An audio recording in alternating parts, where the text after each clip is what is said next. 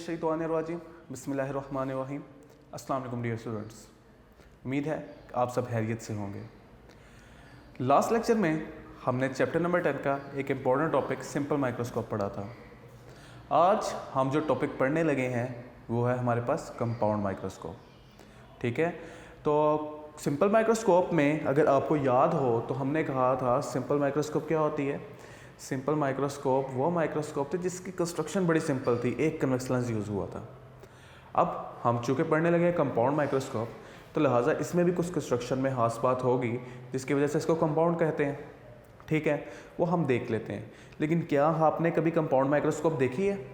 तो आपका जवाब होना चाहिए हाँ में, क्योंकि आप लोग जो स्कूल की लेबॉर्ट्रीज़ में माइक्रोस्कोप देखते हैं वो जो एक बड़ा सा पाइप सा आपको नज़र आ रहा होता है जिसके नीचे आप अपने सैंपल्स को रख के ऑब्ज़र्व करते हैं एक आई पीस की मदद से, वो आपके पास माइक्रोस्कोप क्या होती है? कंपाउंड माइक्रोस्कोप होती है। ठीक है, तो कंपाउंड माइक्रोस्कोप किसी ना कहीं आपने लेबॉर्ट्री में अपने स्कूल की, ठीक है, देखी ही होगी या कॉलेज में आपने एक्सपेरिमेंट कभी ना कभी किया होगा ही।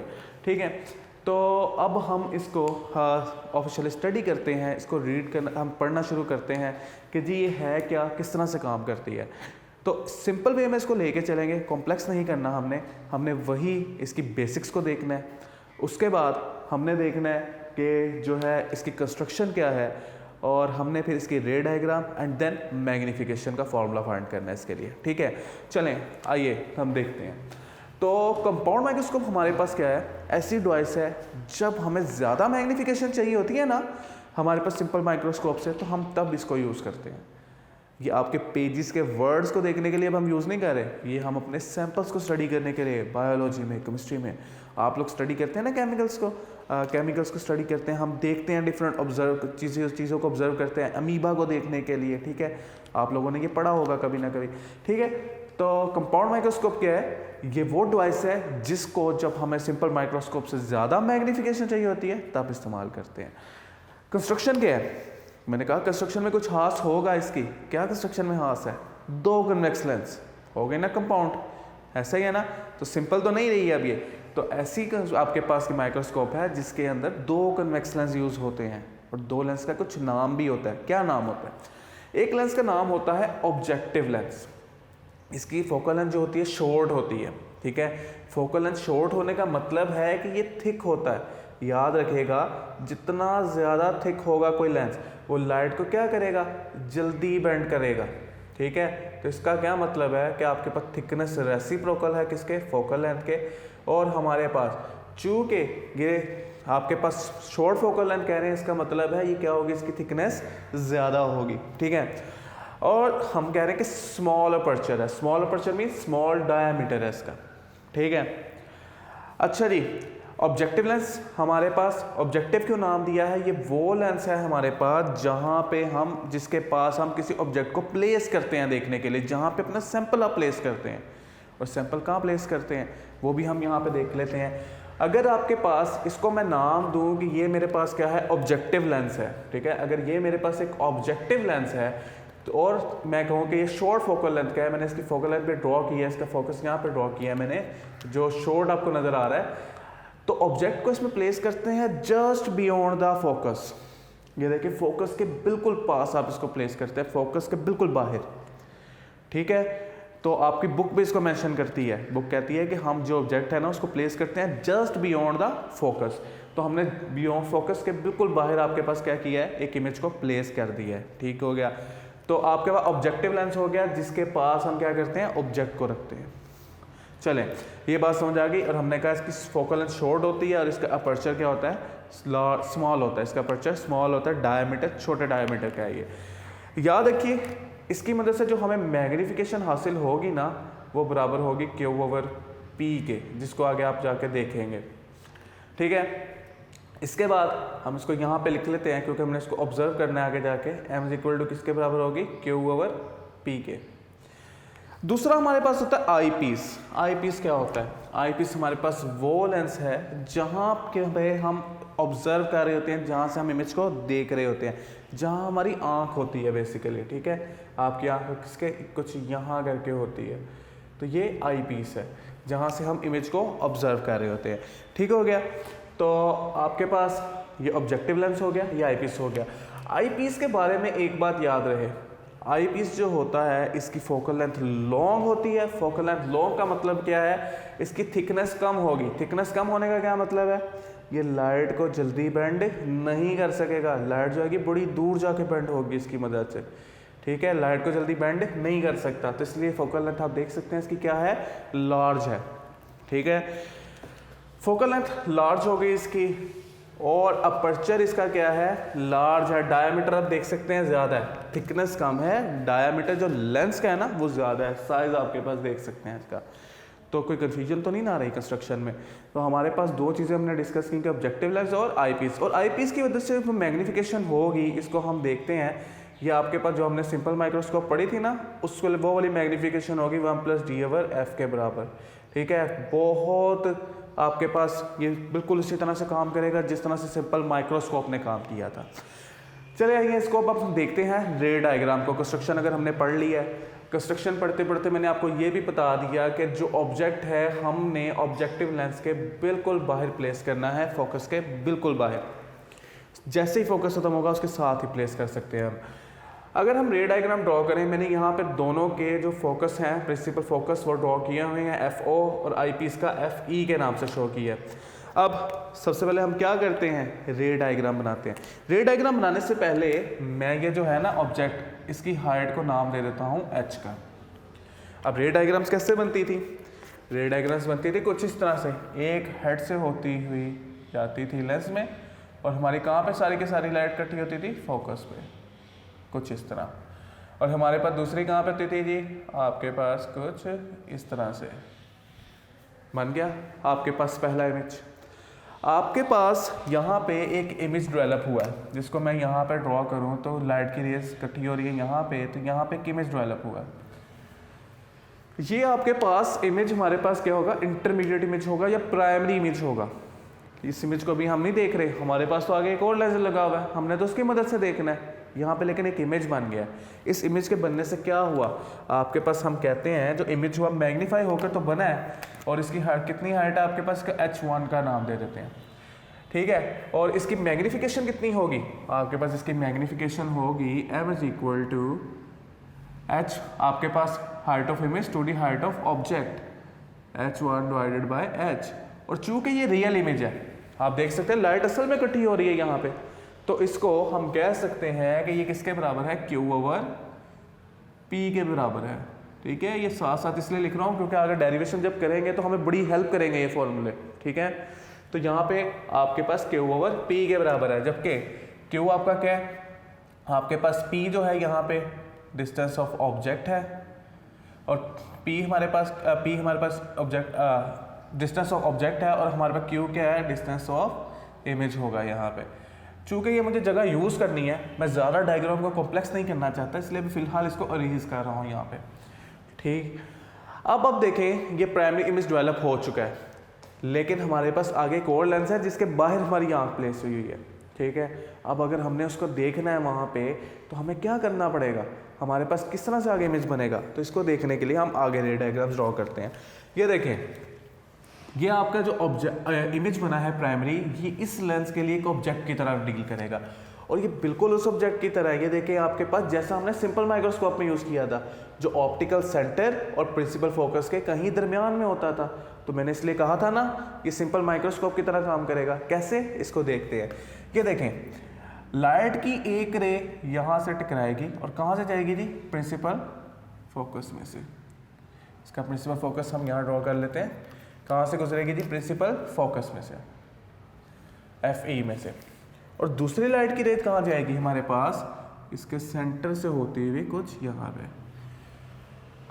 अब क्या ये असल में आपस में मिल रही हैं, नहीं, आपकी आंख वहाँ से ऑब्जर्व करिए, असल में आपस में नहीं मिल रही। अगर इनको मिलाना है तो हमें क्या करना पड़ेगा, हमें यहाँ पे इनको बढ़ाना पड़ेगा, ऐसा ही है ना। ये लें, इनको अगर बढ़ाएं आप, तो ये यहाँ पे आगे किसी पॉइंट पे आपस में कंबाइन हो रही हैं सारी की सारी।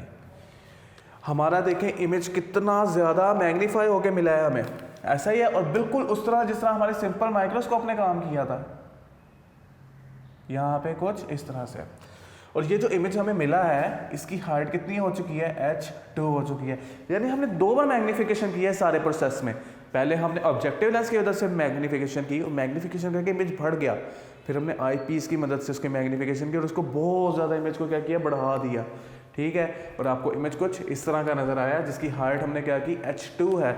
अगर हम इसकी मैग्नीफिकेशन को भी लिखना चाहें तो लिख सकते हैं कैसे, m is equal to height of image to the height of object. Height of image क्या है इसके लिए, h2, और हाइट ऑफ ऑब्जेक्ट क्या होगी इसके लिए, हाइट ऑफ ऑब्जेक्ट, इसके लिए तो ऑब्जेक्ट ये था लेंस के लिए, तो आपके पास h1, और मैंने आपको कहा सिंपल माइक्रोस्कोप तरह काम कर रहा है तो 1 प्लस डी ओवर एफ, चूंकि आई पीस लगाया क्या है ये, तो 1 plus D over F E के बराबर आ जाएगा। ठीक है, अब ये फॉर्मूलाज को कैसे यूज़ करना है वो हम आगे जाके देखते हैं। ठीक, इससे पहले हमारे पास, अब हम चलते हैं इसकी मैग्नीफिकेशन का फॉर्मूला फाइंड करने के लिए। इसकी मैग्नीफिकेशन का फॉर्मूला आखिर है क्या, यहाँ तक तो बात समझ आ गई है ना, कि हमारे पास कंपाउंड माइक्रोस्कोप क्या ऐसी डिवाइस जो बहुत ज़्यादा मैग्नीफिकेशन के लिए इस्तेमाल होती है।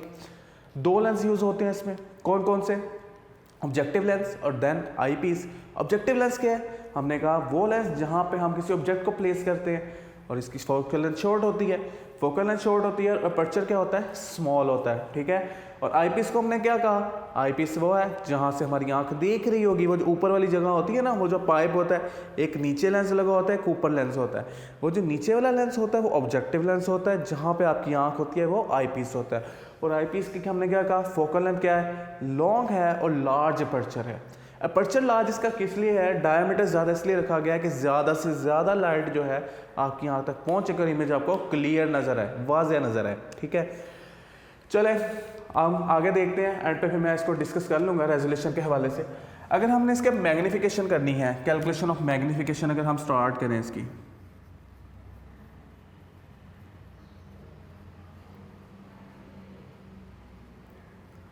तो आपके पास सेम वही फॉर्मूला आएगा मैग्नीफिकेशन का, कौन सा, जो हम एंगुलर मैग्नीफिकेशन में पढ़ चुके हैं, m is equal to beta over alpha. ठीक है, अब देखें बीटा की कैलकुलेशन के लिए सेम और अल्फा की कैलकुलेशन के लिए सेम काम करना है हमने, लेकिन मैं यहाँ पे कुछ फिगर्स पहले से ड्रॉ कर चुका हूँ इनके लिए, मैं आपको दिखाता हूँ वो किस तरह से है। आपके पास पहले कैलकुलेशन ऑफ अल्फा करते हैं।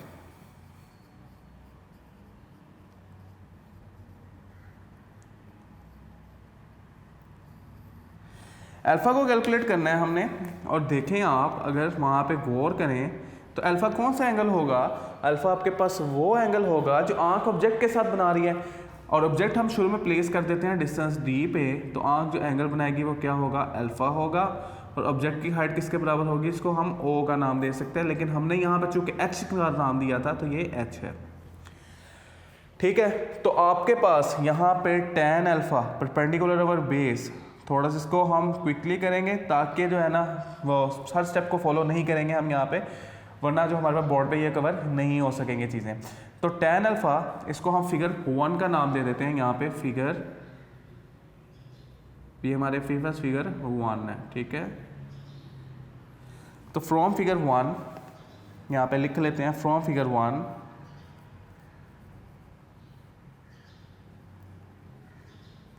tan alpha is equal to,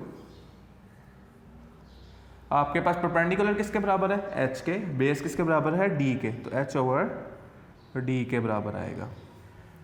ऐसा ही है। और फॉर स्मॉल एंगल्स हमने पढ़ा था कि tan अल्फ़ा किसके बराबर होता है, अल्फ़ा के बराबर ही होता है। तो यहाँ पे लिख लेते हैं फॉर स्मॉल एंगल्स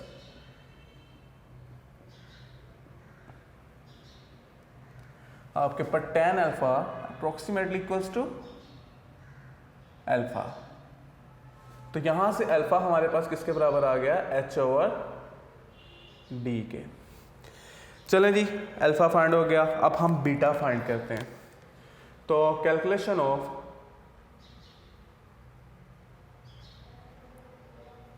बीटा, अब बीटा की कैलकुलेशन करनी है तो इसके लिए हमें देखना पड़ेगा कि ये जो ट्राइंगल आपकी आंख के साथ बन रही है इसमें क्या है। तो मैं सारे लेंस को हटाता हूँ और यहाँ पे डायरेक्ट इमेज बनाता हूँ कि जो मेरे पास H2 इमेज बना है, ठीक है।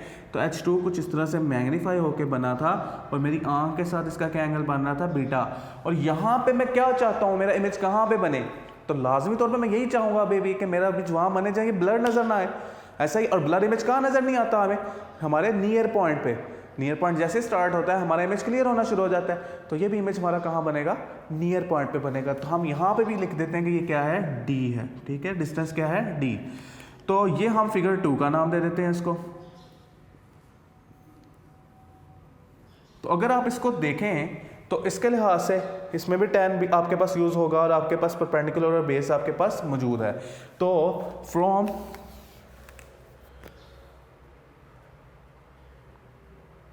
आपके पास फिगर 2 के मुताबिक थोड़ा बेहतर करके लिख लेते हैं जी, अल्फा कुछ इस तरह। अच्छा जी, फ्रॉम फिगर 2 हमारे पास क्या है जी, tan beta is equal to आपके पास परपेंडिकुलर अवर बेस। परपेंडिकुलर किसके बराबर है, H2, और बेस किसके बराबर है आपके पास, D के। ये ले जी। और फॉर स्मॉल एंगल्स अभी हमने पढ़ा, फॉर स्मॉल एंगल्स हमारे पास tan बीटा किसके बराबर होगा, बीटा के। तो यहाँ पे हम इसको लिख सकते हैं कि बीटा आपके पास किसके बराबर है, H2 ओवर D के। ये ले जी, हमारे पास दो बेसिक फॉर्मूलाज आ गए। इसको नाम दे लेते हैं हम A का, स्मॉल a का, और इसको हम नाम दे लेते हैं स्मॉल b का। और ये हमारे पास क्या है, कैपिटल है।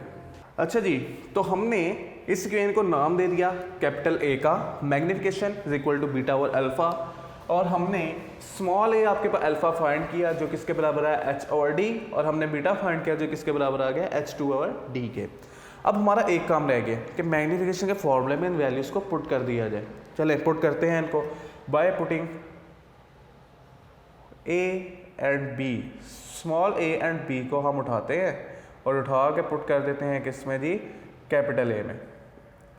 तो आपके पास क्या बनेगा, मैग्निफिकेशन का फॉर्मूला, मैग्निफिकेशन बराबर हो जाएगी आपके पास बीटा किसके बराबर है, H2 डिवाइडेड बाय D, और आपके पास अल्फा किसके बराबर है, H1 डिवाइडेड बाय D। यहाँ से D से क्या हो जाएगा, कैंसिल हो जाएगा, और हमारे पास मैग्निफिकेशन का एक फॉर्मूला आ जाएगा किसके बराबर, H2 डिवाइडेड बाय H1 के बराबर। ये ले जी, ये हमारे पास एक प्राइमरी मैग्निफिकेशन का फॉर्मूला आ गया।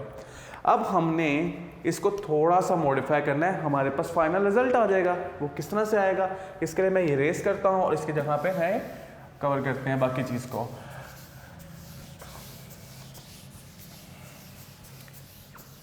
चलें जी, तो हमारे पास मैग्निफिकेशन का फॉर्मूला आया किसके बराबर, H2 डिवाइडेड बाय H1 के बराबर। मैं एक काम करता हूँ, एक काम क्या करता हूँ, H2 डिवाइडेड बाय H के बराबर है। मैं एक काम करता हूँ कि मैं इसके साथ ये भी H है हमारे पास, H2 डिवाइडेड बाय H, क्योंकि हमारे पास वो H के बराबर था। वो काम क्या करते हैं, हमारे पास इसका जो इंटरमीडिएट इमेज है वो कौन सा था, H1। मैं H1 से इसको मल्टीप्लाई भी कर देता हूँ और डिवाइड भी करता हूँ। उससे देखिएगा क्या होगा आपके पास। तो जब मैं H2 से आपके पास H1 से मल्टीप्लाई भी करूँगा और H1 से डिवाइड भी करूँगा, तो देखते हैं कुछ रिजल्ट्स मेरे पास कैसे आएंगे, ठीक है। तो आपके पास यहाँ पे हम लिख भी देते हैं कि हमने मल्टीप्लाई और डिवाइड किया है इसे किससे, multiply and divide by H1, ठीक है। अब देखें आपके पास, मैं इसको थोड़ा सा मॉडिफाई करके लिख रहा हूँ। मैं इसको इस तरह से लिख सकता हूँ, H2 डिवाइडेड बाय H1, यानी मैं इन दोनों की जगह आपस में चेंज कर रहा हूँ, ठीक है। और यहाँ पे मैं लिख देता हूँ H1 डिवाइडेड बाय H, मैंने इन दोनों की बस जगह चेंज की है आपस में। बेटा अगर आपको याद हो H2 डिवाइडेड बाय H1 क्या था, ये तो ये था, ये किसकी आपका मैग्निफिकेशन थी, आई पीस की मैग्निफिकेशन थी। ऐसा ही है, H2 डिवाइडेड बाय H1 क्या था, आई पीस की मैग्निफिकेशन थी। तो मैं इसकी जगह प्लेस कर सकता हूँ कि ये क्या है, हमारे पास आई पीस की मैग्निफिकेशन है, ME है। और H1 डिवाइडेड बाय H क्या था, ये हमारे पास ऑब्जेक्टिव लेंस की मैग्निफिकेशन थी। और ऑब्जेक्टिव लेंस की मैग्नीफिकेशन किसके बराबर आपके पास है, एम ओ के। तो मैं इसको लिख सकता हूँ किस तरह से कि ये magnification of objective lens into magnification of eyepiece के बराबर है टोटल मैग्नीफिकेशन। अब ज़रा मुझे बताएं कि हमारे पास ऑब्जेक्टिव लेंस की मैग्नीफिकेशन किसके बराबर थी, H1 और H तो हमने देख लिया, लेकिन हमारे पास हमने एक फॉर्मूला और पढ़ा था कि चूंकि रियल इमेज बना रहा है तो इसकी मैग्नीफिकेशन किसके बराबर होगी, Q ओवर P के बराबर होगी। तो हम यहाँ पे इसको जगह प्लेस कर देते हैं, क्या चीज़, Q ओवर P। और आई पीस की मैग्नीफिकेशन किसके बराबर थी, मैंने आपको कहा था फॉर्मूला हमारी बहुत हेल्प करने वाले हैं। ये मैग्नीफिकेशन सिंपल वैसी थी जैसे माइक्रोस्कोप की होती थी, ऐसा ही है। हमारे पास सिंपल माइक्रोस्कोप, बस ऑब्जेक्ट क्या है यहाँ पे थोड़ा उल्टा पड़ा हुआ था और हमारे पास उसी लिहाज से एक वर्चुअल इमेज डेवलप हुआ, ऐसा ही है। आपके पास मैं बल्कि यहाँ पे लिख भी देता हूँ कि हमारी कैरेक्टरिस्टिक्स इमेज की क्या है, कि हमारे पास जो फर्स्ट इमेज बना था, ये जो था, इसकी यहाँ पे लिख देते हैं कि ये क्या था, रियल था और ये इनवर्ट था, रियल इनवर्ट था और मैग्नीफाइड तो था ही था, ठीक है। और इसके बाद जो हमारा जो फाइनल इमेज बना वो क्या था जी, हमारे पास ये हमारे पास इमेज रेक्ट था, क्योंकि इसके लिहाज से तो ये सीधा है ना ऑब्जेक्ट के लिहाज से, बिल्कुल उसी डायरेक्शन में है। और दूसरी बात है कि ये वर्चुअल है, क्योंकि यहाँ पे असल में लाइट की रेज ज्वाइन नहीं हो रही, ये तो हमने खुद ज्वाइन की है, ठीक है। तो ये क्या है, रेक्ट है और वर्चुअल है। तो हमारे पास ये बिल्कुल वही काम कर रहा है जो सिंपल माइक्रोस्कोप करती है। और उसकी मैग्नीफिकेशन किसके बराबर थी, उसकी मैग्नीफिकेशन बराबर थी 1 plus D over F E के।